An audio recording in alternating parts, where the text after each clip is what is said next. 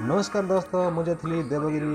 एवं एठारे किसी देखा पाइली मुझे मृत्युंजय प्रधान आपण मानक सेयार करुच्ची चलतु देखा पूर्व मो चैनल को सब्सक्राइब करूँ बेल आइकन को दबातु आउ सेयार करूँ। यह हूँ देवगिरी पहाड़। यह रायगढ़ ठारू 50 किलोमीटर दूर में अवस्थित केसिंगपुर ब्लॉक रे कल्याण सिंहपुर पंचायत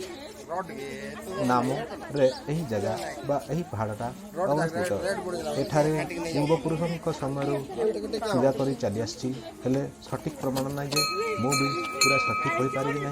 जहाँ जानी आपण मानक सेयार करुच्ची शुणा कथा। एठारे जयपुर राजा कृष्णचंद्र देव सिंह स्वर्णादेश जो एठारे शिव पूजा कराଯାଉଛି जे एठारे प्रथमे मुनि ऋषि माने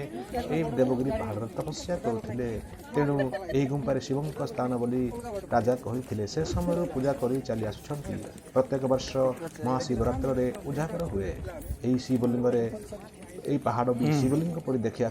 यही पहाड़ में आरंभ में विष्णु मंदिर अवस्थित जेहेतु विष्णु आराध्य शिव 500 रु ऊर्ध्व सीढ़ी को चढ़ी सारा पर यही शिव गुंफा देखा पाइबे। देखा पूर्व आपण मैंने चारिड़े दृश्य देखा पाइबे आमती दीप भी बहुत भयंकर जपर देखुं नजरा चारिड़े बहुत ऊपर तौक देखला भाया जमीक एरोप्लेन रु आम तौक अनेक जमी लगे से लगे। यह पहाड़ तलू उपरकू बा ऊपर तलकू प्राय 1 किलोमीटर हम एठू 500 रु ऊर्ध्व सीढ़ी चढ़ी जावाक पड़ो ओह्लाक कष्ट करा पड़ो। ये जो शिवरात्र दिन देखुं बहुत भीड़ अच्छी बहुत श्रद्धालु भक्त मान आकर्षण जो ये शिव गुंफा को आसिक लोक भीड़ जमे तपस्या पूजा अर्चना करिकी मनस्कामना पूर्ण करती मानसिक रखती मानसिक भी पूर्ण हो जाए। आशा करुचु शेयर कर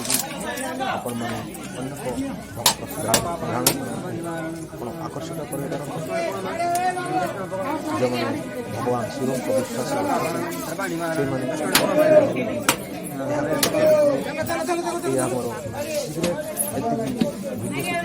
आपण मान सेयार कर भीतर को गुंफा मोबाइल मैंने मन करेंगे मुझे मानक सेयार कर जहाँ आपण मानक मो सेयार कर फल आपण खुशी लगे मो वीडियो को लाइक कर भूल